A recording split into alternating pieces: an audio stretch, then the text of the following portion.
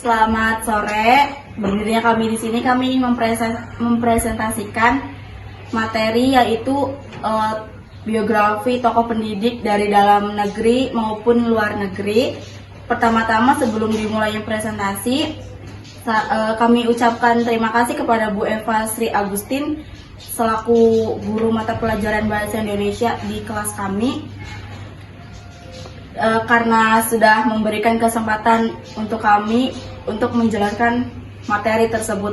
Sebelum presentasi dimulai, izinkan kami untuk memperkenalkan diri. Saya Irfidela Frienza Narayan sebagai moderator, dan teman saya Asifah Urfa, saya Siti Halimah, saya Farel Frederika.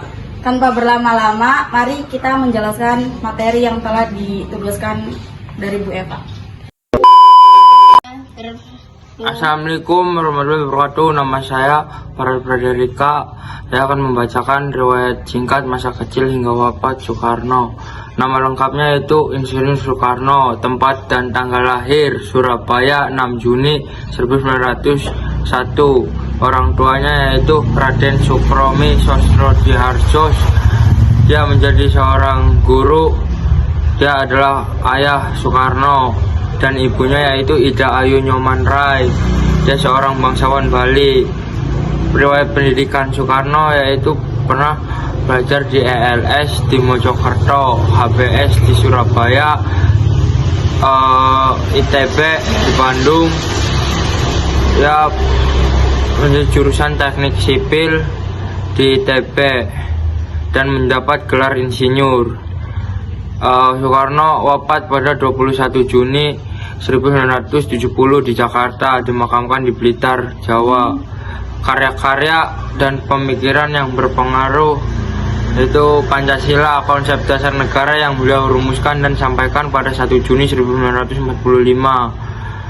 Nasakom, gagasan persatuan nasionalisme, agama, dan komunisme dalam politik Indonesia. Trisakti, konsep kemandirian bangsa, berdaulat di politik, berdirikan di ekonomi, berkepribadian dalam kebudayaan. Lalu jasa-jasanya terhadap bangsa, ia pernah menjadi proklamator kemerdekaan Indonesia bersama Muhammad Hatta pada 17 Agustus 1945. Dia juga pernah menjadi Presiden pertama Republik Indonesia dari 1945 sampai 1967. Dia juga pernah menggalang dukungan internasional untuk kemerdekaan negara-negara Asia Afrika melalui Konferensi Asia Afrika 1955 di Bandung. Selanjutnya, keunikan kehidupan Soekarno. Dia pasti berbicara dalam beberapa bahasa.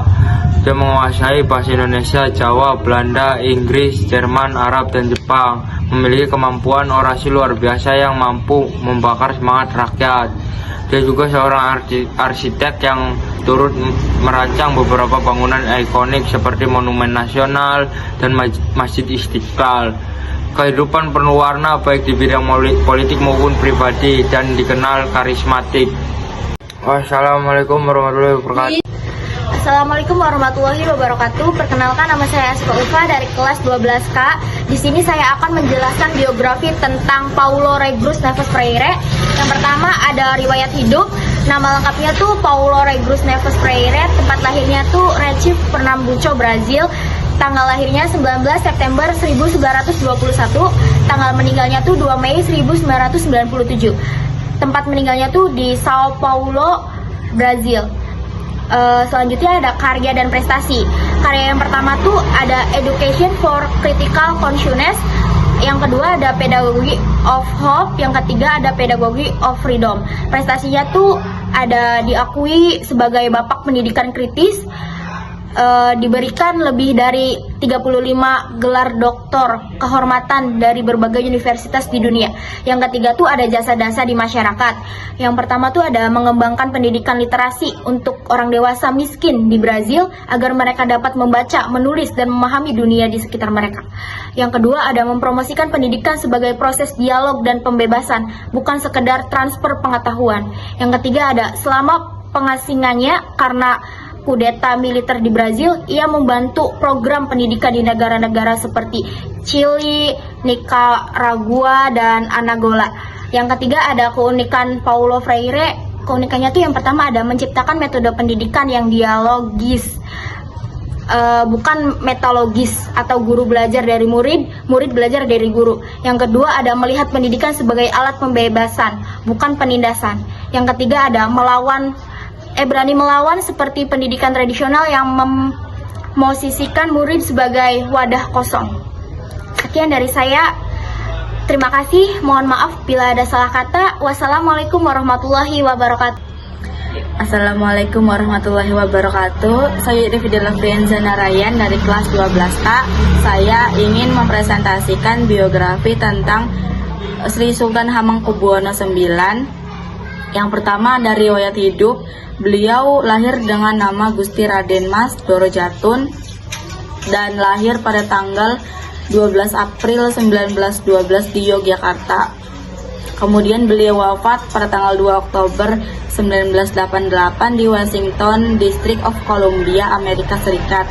Yang kedua ada karya dan prestasi. Beliau memprakarsai berdirinya Universitas Gadjah Mada atau UGM, lalu mengembangkan olahraga Indonesia melalui KONI dan menjadi ketua KONI serta menjadi presiden IOC Asia, lalu membawa modernisasi dan pembangunan di Yogyakarta. Yang ketiga ada jasa kepada masyarakat dan negara. Beliau menjadikan Yogyakarta ibu kota Republik Indonesia sementara pada tahun 1946 sampai 1949. Kemudian memberikan dana, logistik, dan perlindungan bagi perjuangan kemerdekaan. Beliau menjabat sebagai Wakil Presiden RI kedua pada tahun 1973 sampai 1978. Yang terakhir ada keunikan tokoh.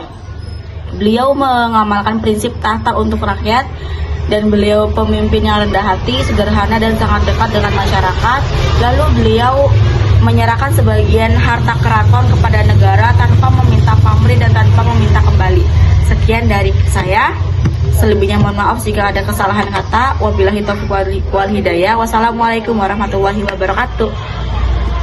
Assalamualaikum warahmatullahi wabarakatuh. Perkenalkan, nama saya Siti Halimah.